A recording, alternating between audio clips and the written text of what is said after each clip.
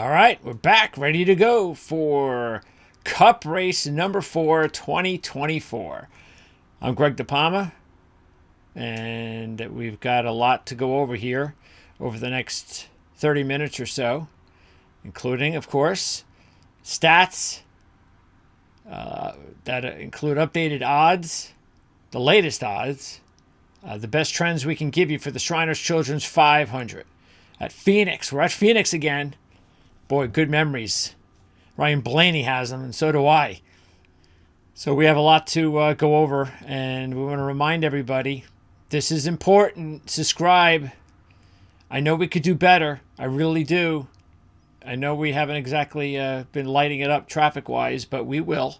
And it'd be nice if we can get some subscribers out there because keep in mind, the subscribers, you guys, this is what we work for. Because we can't make money on advertisements on YouTube without subscribers. So all we ask that you do is if you enjoy the video, if you like it, if you enjoy the information at all, just hit that subscribe button for us and you'll be doing us a favor, basically just reciprocating the work that we do. And of course, subscribing will be exactly what we need as a little bit of a thanks from your end, and we appreciate that. We also appreciate liking the videos and sharing them, and all that kind of stuff is all cool. So it's going to be a really great season. It just began, and our F1 season began last week with CJ Radoon. We've got the IndyCar season kicking off this week with Eric Smith. So a lot to talk about. This is a jam-packed week, and we start off with NASCAR, of course. Once again, the Shriners Children 500 from Phoenix. So let's get right to it. All right. Let's go with track trend number 1, Phoenix Raceway. All right, it's a mile flat track.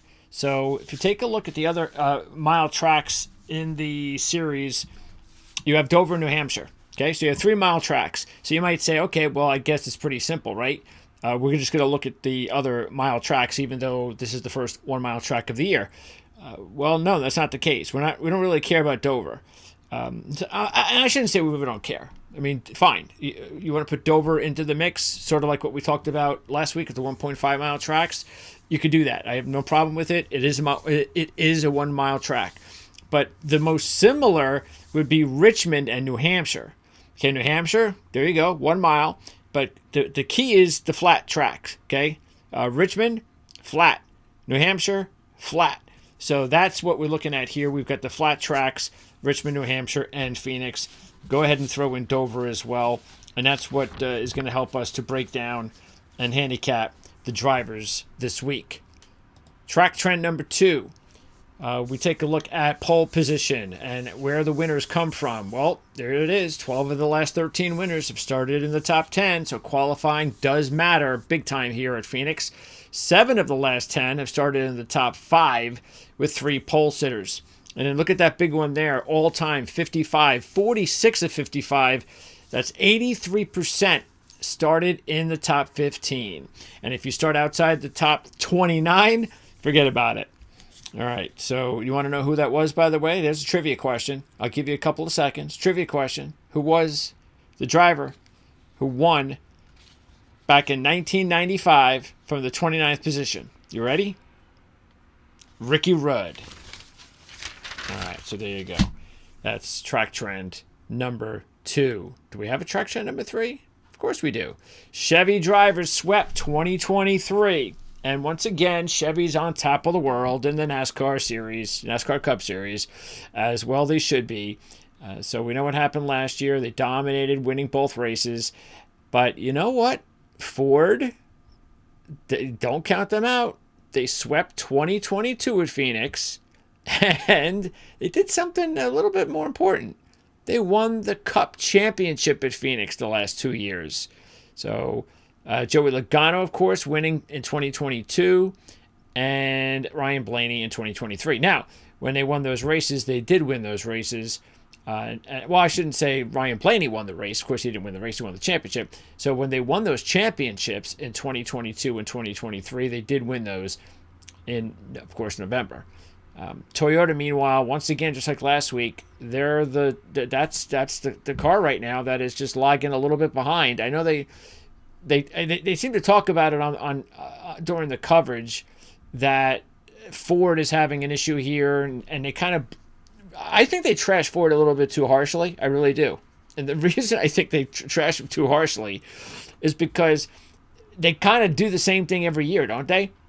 It just seems to me that they kind of, Ford is like the little stepchild of the three, and yet they've won the championship the last 2 years. So come on. I mean, give them a little break, will you? Give them a little, and I get it.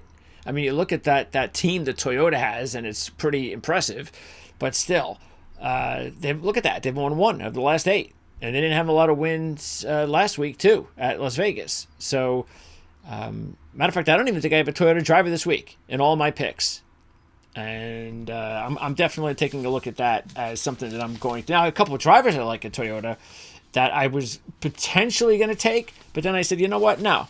I mean, and I'm not gonna take them. They didn't look all that great last week, and I'm gonna stick with the same trend this week that Toyota is just not gonna get it done, especially since I like a couple of Ford drivers. Let's start breaking them down, and of course that means we're gonna start with Christopher Bell because no AJ Allmendinger once again. So we do this in alphabetical order, and Christopher Bell is at 10-1. And Bell had the disappointing week last week. He was one of our top plays. Yes, he drives a Toyota, so there you go. Now you could say, well, it was just bad luck, and that's all it was. And if he didn't have that bad luck, he probably would have had a really good car again, and maybe that's the case. But he just had a really bad day. There were issues upon issues, and it just wasn't good. And that's just not a good sign. And I just don't like where they are right now. And you take a look at this track, bad memories. I mean, they came in, they were red hot, championship 4. Now, they were the 4th out of the 4 drivers coming in regarding the odds. Most people, because they looked at the track and they said, well, you got Larson, who's really good. We'll get to him a little bit later on. Everybody knows how good Blaney is. We'll get to him in a second. And then the other, who was the other for Byron? And we know Byron is really good at this track. So Bell was the one that was clearly the long shot of the 4. And he was out of the race real early. So that's not a good memory, especially considering he was 6th in this race last year. But he's never had a top 5 in 8 races. I don't know what he's doing at 10-1. I really don't. I would say Christopher Bell right now in this race should be about 15-1, 14-1. And there are several drivers that are behind Christopher Bell in the odds that should not be. I'm sorry, but I'm wait, we should probably post up the odds overall. Let me see if I can get to that. Let's see, because I this is probably the one driver this week, and there are a few that I think the odds are a little out of whack. Maybe it's because he made the championship 4 last year, and there's still that kind of lingering. And look, I know I might be sounding like I'm slamming Christopher Bell, but he's my championship pick. So I don't think that would be fair. Okay, here you go. Here are the odds. There's, let's see, where's Bell? There he is. Say Bell is at 10-1, and then we move on. Now, look at who's behind him, okay? I would take Kyle Busch, Joey Logano, Tyler Reddick, Chase Elliott, Chris Buescher. I'd even take Chase Briscoe. And that's about it. Now, I've got a few long shots that I've taken that we'll get into. But, yeah, as far as the top few drivers, yeah, I think this is way out of whack. I don't think Christopher Bell should be 10-1. Now, do I think he could have a top 10 car? Yes, I do. And that's a big difference, though. Thinking that you can have, look, he's had 4 top 10s. Thinking that you can have a top 10 car and win a race, that is just, now, the Xfinity Series, and the fact that he has been in the top 10 50% of the time says he's not bad here, and he's not. I mean, he has 3 top 5s, 2 poles, and a win in 5 Xfinity Series races. He led over 259 career laps in the series. That's 86 a race over the last 3 Xfinity Series races. So, yeah, look, I like Bell at Phoenix. He's a solid top 10 car. If things go his way, I have no problem with him as a long shot sleeper pick. I just don't like him at 10-1. Okay, now let's move on to my boy, Ryan Blaney. Championship, Blaney. 7-1. Yeah, those are the odds he should be. Blaney, matter of fact, in my mind, I think that he should be the favorite or co-favorite. And I understand why he's not the favorite, because he still, even though he won a championship, he still doesn't have the cash that Kyle Larson has. But still, Ryan Blaney is an easy pick. Matter of fact, even because you're getting pretty good odds there, I think Blaney's odds should be 5-1. So you're getting a break here at 7-1. Look at that. Almost 50% of his results on this racetrack are in the top 5. Look at the top 10s over the last 10. Matter of fact, the one time he did not finish in the top 10 in those last 10, he had an incident on the track. He had a wreck. So if he doesn't wreck, he's a top 10 car every time out. He's also had 5 straight top 5s coming in with 3 straight runner-ups. And one of those runner-ups, of course, was his championship win in November. He's had 2 runner-ups also in 3 Xfinity Series races at this racetrack. So, and by the way, he's led 462 Xfinity Series laps in just 3 races in that series. That's pretty impressive. He's led an average of 41.7 laps per race in the last 10 here, and 53.6 laps per race the last 6. He's never won here. Do you think he's overdue or what? I really like Ryan Blaney a lot this week. No question. Next up, Alex Bowman. Now, the good thing about Bowman is the fact that you're getting a really good price, as you can see at 35-1. He has 2 top 10s and 17, though. Nothing spectacular, but one of those was last year, plus he's driving a Chevy. He had one really great race here. That was back in 2016. Yeah, I don't want to go that far. 2016, he was on the pole, and he led 194 laps. He finished 6th that race. That's the best he's ever finished. But do you know how many laps he's led in his career? 195.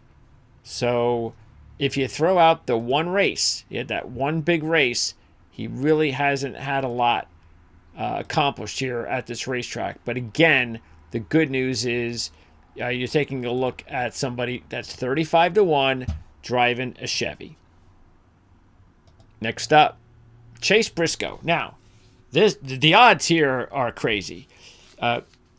We mentioned last week that we like the direction he's going, and he is somebody to keep an eye on now because of he was a really up-and-coming driver last year. We all liked the direction of Chase Briscoe last year, and then they had an awful year. So now, all of a sudden, those signs are back that, yeah, this is the guy that we saw last year, or 2 years ago. This is the promise that we saw in this kid. Well, okay, but last week he was 150-1. It's a little bit different to like someone at 150-1 compared to 20-1. Now he's 20-1 because, as you can see, 50% of his races here have been in the top 10. He has a win, and just look at those last 4. I mean, is it a surprise that his last race was his worst? That's how bad, the run was last year. But he had 101 laps led in his win back in 2022. He even has 4 top 10s and 4 Xfinity Series races at Phoenix. It's a good track for him. I like Briscoe. I don't like him at 20-1. I'm sorry. Now, I prefer Briscoe over Bell, though. I'll be honest with you. I mean, that's the one thing where even though I think Briscoe should be 35-1 and Bell should probably be 15-1, that, I'm both of these guys I think are being overpriced, but I'm getting much better odds with Briscoe, and I think Briscoe at this point in time might even be just as good as Bell at this racetrack. Matter of fact, again, he's won here. So I think Briscoe's a decent play, but the fact is 20-1, I don't know. I just don't know about that. All right, next up, Chris Buescher, who also is 20-1. See what I'm saying? I mean, Chris Buescher's 20-1. And so is Chase Briscoe. Now, Buescher is interesting because, look at that. 1 top 5 out of 16. That's not very impressive. But 1 top 5 in the last 4. 2 top 10s in the last 4. That's also making things a little bit more interesting. Let's throw this on top. When he had the top 5, that was in November. That was just past November. What did he do in that race? He led 18 laps. So he's only led 20 laps in his career at the racetrack. So his last visit to Phoenix in November was his best career finish. That's a good sign. Also a good sign, last year, Buescher won at Richmond in July. So we talked about Richmond being a track you want to keep an eye on. Compare it to Phoenix for sure. So that's a nice little comparison there. Once again, though, I don't know about the odds. I think I prefer Buescher at 25-1. But, the 20-1 kind of has kept me away from taking Buescher this week. If I had to take Buescher or Briscoe, I'd have to take Buescher. He's just a better driver at this point. And Briscoe, even though I think we're a little bit intrigued with the start he's gotten off to, and obviously someone is because his odds are 20-1 this week, he has to go out and prove it. Okay, we need a really solid effort from Briscoe before we just start going on feeling and guts. And yeah, he's looked good at times. He needs to put it all together. It's a long race. Any race is a long race. That's the hard part about it. You got to be able to survive the race as a team, get one of those top 5s first, and then look. Because anytime you're talking about sleepers and long shots, like the 35, 40-1 type of numbers, which again, I think this is where Briscoe should be. You're like, well, man, it's hard because you kind of want to hit those guys as their long shots before their numbers drop.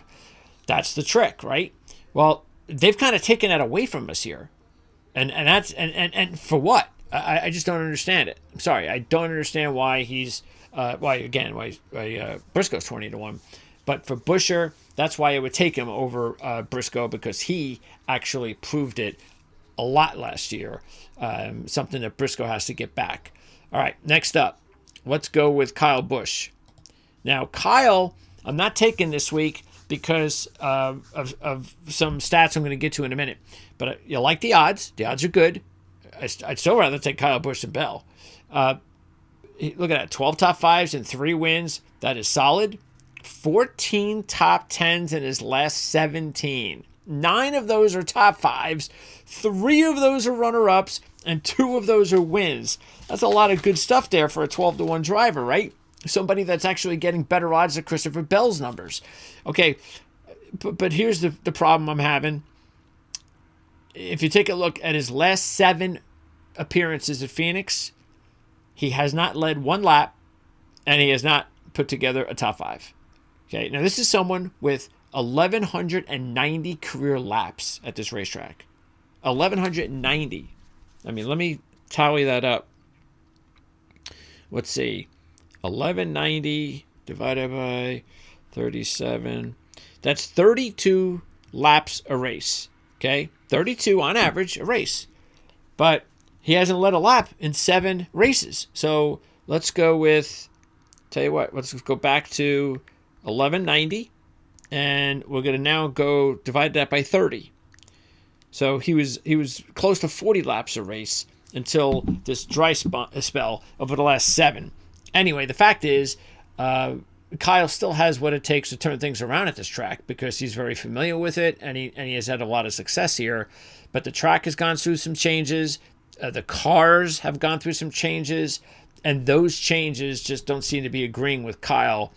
And that's the reason why I just don't think this is a good week. Also, how disappointed we all were last week with the issues that they had. Because, look, we saw it. I mean, they had probably a top 3 car. I mean, forget probably. They had a top 3 car. Now, I shouldn't say I don't think. I don't know if they could have beaten Larson. But I do know that he battled Larson up until the time that the car and issues came around. So, I don't know who's to blame there. But the fact is, they were really strong last week. They just could not keep the car on the track, and that's what you have to do. And Kyle Larson had a beautiful run, absolutely no issues, And that's why he dominated last week. And Kyle Busch is going to have to try to get some of that momentum back. All right. William Byron, he's next. That's 7-1. Now, there are 4 drivers, odds-wise, that you got to really look at this week. You have Larson, you have Byron, you have Blaney, and you have Chastain. Okay? They're between 6 and 8-1. But you can't take them all. Now, maybe you can. All right? If you want to go ahead and try that, you can do that. But I'm not going to take them all. I mean, we're not monkeys here. So we're going to strategically, at our best, try and put together, a nice little pick sheet. But we're not going to pick them all. And that's why William Byron is going to be the one guy we're going to keep off of our top picks. And we'll explain a little bit more later why that's the case. But we know he's really strong here. He's the defending champ. Just like we said last week. Remember, he won back-to-back last year at this time, Las Vegas and Phoenix. His teammate Kyle Larson's trying to do the same thing this year. He's got the 2 top 5s in the win. But let's keep that in perspective. That's pretty much come lately. That's also come when William Byron has become a much better driver and a driver that could be a champion sometime soon. Look at that last year, 1st and 4th. And in this race last year, he led actually in both races combined, he led 159 laps. Keep in mind, though, even though he won this race last year, Kyle Larson was the driver that really dominated for the most part. Larson led 201 laps last March, but he finished 4th to Byron in the end. So Larson was the better car. Byron just got him late and got pretty fortunate to take that away from Larson, his teammate. But he still, no matter what you want to say, he stole it, whatever. The fact is that William Byron is strong here. But like I said, you can't take them all. And that's why I'm not going to take William Byron as one of my picks this week. I am going to take Ross Chastain, though. And that's partly why Ross Chastain is my official sleeper when the season began. I think he was 18-1 at the time to win the championship. So he has come down just a little bit. I think he's 16-1 now. Either that or 14-1. But Chastain, this is why, because we know he can win at Phoenix.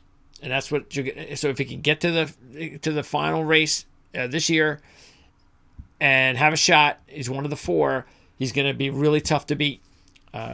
Just look at him lately. Look at that. 1st, 2nd, 3rd in the last 4 races. Beating Blaney last year in November when Blaney won the championship. So, I have that, and that's why I like Chastain over Byron. So I like Blaney the most. Obviously, and now I'm explaining why I like Chastain over Byron, because I just think Chastain has been just a little bit more impressive than Byron over the last 2 years. Byron kind of put it together last year. Chastain has done this now for 2 years, and he's coming off a win last time out. So Chastain and Byron, the 2 winners from this race last year, from this track last year. Okay, Cindric. Now, here is, and I talked up Cindric last week. Mentioned how I have him on my fantasy team with these guys. And I'll update the fantasy team so you can take a look at what our fantasy teams are looking like. Probably do that like once a month just to update them. And obviously we'll talk about them when the guys come on for guest appearances. But I took Cindric on my fantasy team for a reason. Because I really believe that he's got the talent to have a bounce back year. And here's the funny thing, is that he's actually having a bounce back year. And doing a really nice, kind of quiet job, but he's 150-1. I mean, this is like what Briscoe was. So does that mean that next week Cindric's going to be 20-1? I don't know, but kind of surprising that I don't know what you can get at your sports book, all right? But if you get, I'm going to guess that you're going to be able to get somewhere close to 100-1 on him. If he's 150-1 here. So go ahead and do it, man. It's just, look, do I think he's going to win? No, I don't. I think there's too many really good drivers that he's going to have to compete with here. And even though I think he's done a really nice job so far this season, sort of like Briscoe, he has to put it together. And he's got to start putting himself in position to lead laps first and foremost. But again, I just like... and I don't care too much about standings when you go through Daytona and Atlanta in your first two races. But look, Cindric is 11th in the point standings. All right. And Briscoe's 20th. So now Briscoe's got the win here. But take a look at Cindric. Okay, yes, not good on the Cup. But he hasn't really been good so far. Now, he did come out, get the win at the 500 as a rookie.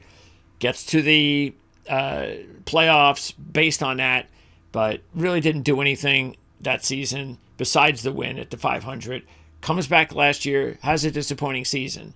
So you want to know why the Cup results aren't all that great? Well, there you go. But again, I believe we're going to start seeing the Cindric that everybody thought that we could see, the talent that he demonstrated in the Xfinity Series. And right there, this has been one of his best tracks, maybe the best track in the Xfinity Series. Dominating stats, 2 wins out of 8.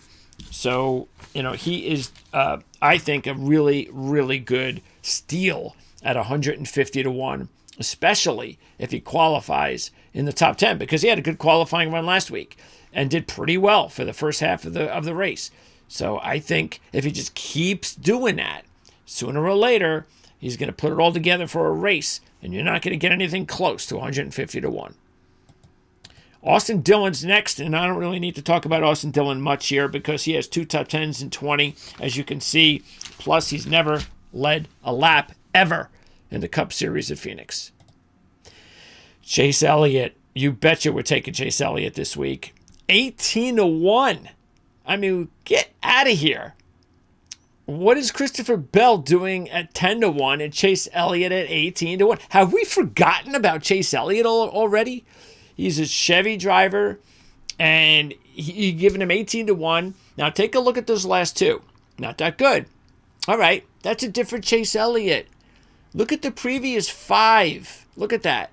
11th, 5th, 1st, 7th. And you're giving me 18 to 1. I'm grabbing 18 to 1. Absolutely, I'm going to do that. And in those previous 5, he led a combined 390 laps. Take Elliott fast before those numbers drop. Now, here's another driver that the odds are too low. I mean, this is something else. I mean, I think Bell should be higher. I think Briscoe should be higher. And I think Gibbs should be higher. On the flip side, I think Cindric should definitely be lower. And I think that Elliott should be lower. But Gibbs has been hanging around 25, 28 to 1. I don't know why he's dropped to 16 to 1 here. I don't get it. Now, you might say, well, look at the Xfinity Series. He was good here.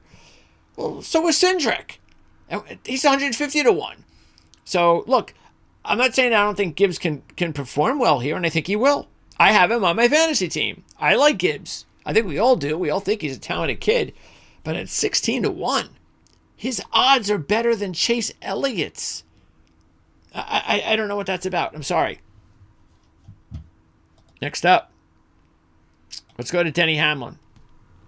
Now this is a week that I think we could take advantage of the fact, like again, you got the Hamlins and the you got Hamlin, Truex, and Bell, and like Gibbs, you got the Toyotas, all right? And I think this is a week that we can take advantage and say, look, we're just not going to take the Toyotas, and until they prove themselves at these tracks that they haven't had good history at lately, well, okay, if they beat me, they beat me, but I'm going to bet against that, and Hamlin's one of them.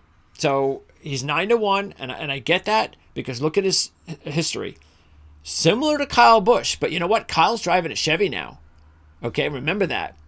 And what did I say about Kyle, though? When you take a look at his recent stats, same thing with Hamlin. No top 5s in his last 4 races. And what does that equate to? The new car. So since the new car, Denny Hamlin has not looked anywhere near as dominant at Phoenix as he used to. Eric Jones, we'll throw Eric Jones. By the way, Hemrick was in there. But I don't want to. He's not worth it, but he is 700 to 1, which is kind of outrageous. But Hemrick, just keep this note: 8 top 10s, 3 top 5s, and a win in 12 Xfinity Series races. All right, Eric Jones, 100 to 1. He's a driver that we're just going to talk about every week because we should. He's had a decent history here, very good Xfinity Series history, but he's never won, and I don't anticipate that trend is going to end today. Brad Keselowski. Yeah, look, last week I expected him to be better. He wasn't. This week I don't. Look at that. Last 4 with the new car, 22.7 average finish. That includes last year when he had a much better year. He's never won a race ever at Phoenix. I don't see how that is going to change on Sunday. Here's the favorite of the race, Kyle Larson. Look at those stats. He has 12 top 10s to go along with those 8 top 5s in 19 races. And look at that in the last 10. The only time, similar to Blaney, the only time he did not have a top 10 during that stretch was he had trouble. He had an engine issue. But look at that. 6 top 5s in a win in the last 10. He won at Richmond last April. I mentioned he dominated this race last year before losing to Byron. So I am going to pick Larson this week as opposed to last week. Why? Last week I had 4-1. This week, 6-1. That is much better. And now I'm not picking Larson to make money because, again, 6-1 is still a little low. Plus, I get better odds with drivers who I believe are every bit as good as Larson on this track. That's Blaney and Chastain. So that's why I'm taking those 3. And like I said, I can't take them all. Byron's going to be the guy that I'm leaving out. I have no problem with anybody out there taking Byron this week, but that's just the way I'm going to do it. And Larson's going to be one of those picks where I'm just going to try to get my money back. And if he wins, I'll make a few bucks. And that's great. But if he... the other thing. Let's keep this in mind. This is important. 19 races. All those great stats. 1 win. 1. And don't forget, last year, going into the championship race, he was the favorite. You can revisionist history and all this about Blaney, but everybody knows that Kyle Larson was the guy that everybody thought was going to win his second championship. And it was Ryan Blaney that had the clear best car. And I just think that's the way it is. Now, Chevy, they have the advantage. That's going to help Larson. Plus, he's coming in hot, just like Byron did last year, which is why, like I said, I'm going to go ahead and I'm going to make sure I have money on him. But I still think Blaney, and maybe even to the extent Chastain, could be better than Larson at this track overall if we're looking for wins. But Larson, for sure, is somebody that you're going to want to take this week now that you've got 6-1 over 4-1. Logano is once again getting good odds. He's getting double the odds over Ryan Blaney. Isn't that interesting how that has switched? Now that Ryan Blaney's a champ, it switched. And now Logano's the second guy in line at Penske. Take advantage of it. Take advantage of it. Look at that. He's got 3 career wins. He has 9 top 12s in his last 10. That includes a runner-up and 2 wins. If you look at it last year at Richmond, he had 2 top 7s and a top 5. He was second at New Hampshire last year. So there's a lot to like about Joey Logano coming in here. The only thing I don't like, which is probably why his odds are up, was the result last year. The 2 results last year, no top 10s, no laps led. But look, if that's the sacrifice to getting 14-1, I'm all over it. I definitely like Logano. And he's another one of these drivers that I think the odds should be going the other way. So we'll see what happens when it's all said and done on Sunday night. But I'm going to hope to take advantage of some of these odds. Okay, next up, Michael McDowell. And he's an interesting long shot because check this out. 1 top 10 in 26 career races, all right, with an average finish of 29th. Look what he did last year. That's interesting, isn't it? So interesting enough that maybe he could be one of those fantasy picks. You're playing those weekly fantasy games. He's a nice little sleeper like Cindric. Watch out for Michael McDowell. Maybe a really good top 10 candidate.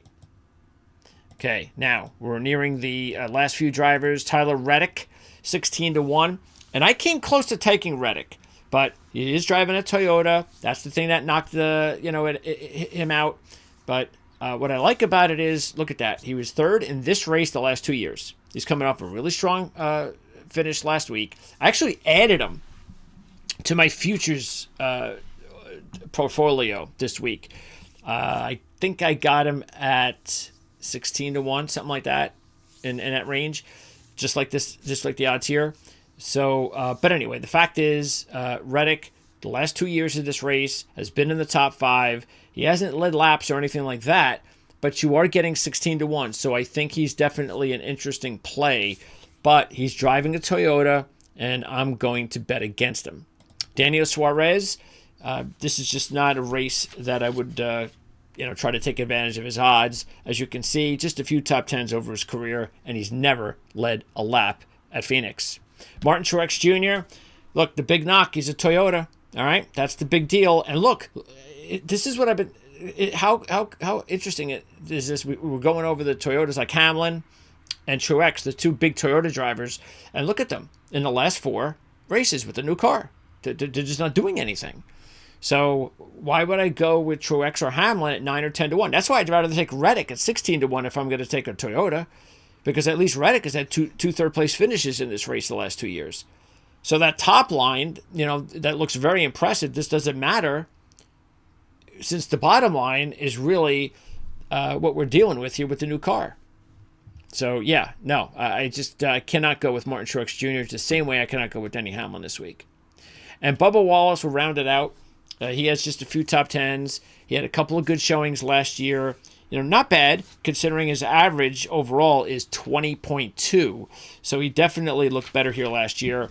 You are getting 30-1, which is a good number. But now, if we're staying away from Toyotas, we're definitely staying away from Bubba. All right, now that's going to wrap it up. We are going to go over the overall picks. I have CJ's pick. Now, last week, CJ and I both took as our top pick out of our 3 Kyle Larson. And Kyle Larson won. So, remember last week I told you how weird it was that I gave you my picks, which I have to give you the picks too. Here are the picks. Well, hold on a second. Here they are. All right, so there are the picks. So because last week CJ did take Larson, I did not. Again, I don't normally take drivers at 4-1 unless I want to put the whole 100 on Larson. Remember, we get $100 to wager on each week with this formula, and the two different things we want to talk about here. First of all, the $100 formula, this is like for real money. This is like what we wager on each week. And I don't care how silly the formula might look or how, like, CJ is very, what would be the right word? Conservative when it comes to how he makes his picks. Doesn't do a lot of long shots very often. But that's what works for CJ. I like to take chances more. I like to stay away from the low odds drivers and say I know I'm gonna lose a handful of times to those guys like last week, but in the long run, instead of me worrying about chasing those guys every week, I'm just going to avoid them all year. And there's going to be a handful of times that I'm going to win because of it. And when I take drivers that are getting much better odds because of those heavy favorites, then I make up for it with $200 or $250 weeks, as opposed to, say, a $120 week when you're investing $100. So anyway, that's a different strategy. And that's the other reason. The other thing I want to mention is that's why we're giving out our top 3 picks each week, because you see the difference between our formula for trying to make money and the driver and the cars that we really think are the best cars each week. And we're not going into this formula, gambling stuff. So CJ's top 3. Now I don't have the order, so I want to try to see if I can get the order from CJ, but I didn't get it from him. But his top 3 are Chastain, Blaney, and Byron. And I believe, now I'm just going to guess that's his order, but I'll find out next time to make sure that he does give it in order. But maybe that is. So Chastain, Blaney, Byron for CJ. His sleepers are Gibbs and Bowman. So we have 2 sleepers. We have a modest sleeper and a long shot. So his modest sleeper's Gibbs at 16-1, and Bowman at 35-1 is his big one. For me, I'm going with Blaney. I'm just doing this right now, and this is not difficult for me. I'm going with Blaney 1, Chastain 2, and you know what? I'm going to go with Elliott 3. I think his odds are just too good for me. that I just wouldn't be able to pass that up. And then my long shot. Well, look, Cindric is my long shot, obviously at 150 to 1. You could say Elliott is sort of like my Gibbs long shot. And if that's the case, then, we could play that. And I can say Elliott long shot with Cindric and then Logano, because similar to Elliott, I think, getting 14 to 1 for Logano is a really nice bonus.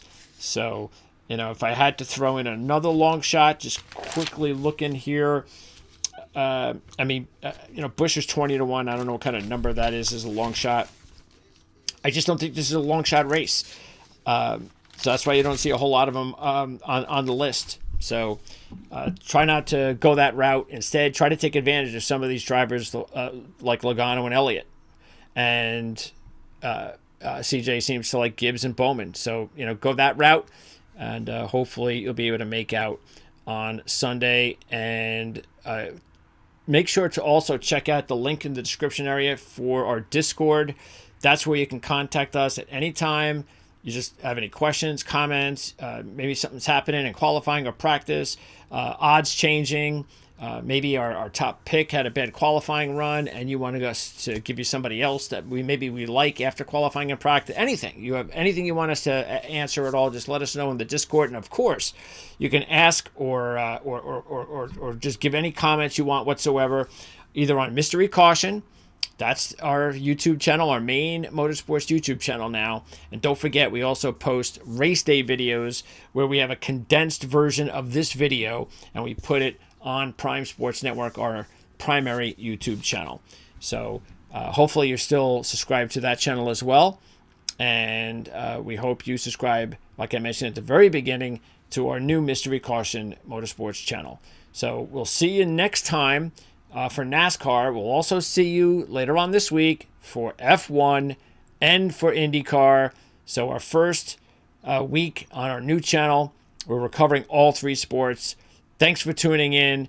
Best of luck on Sunday at Phoenix, and we'll see you next week.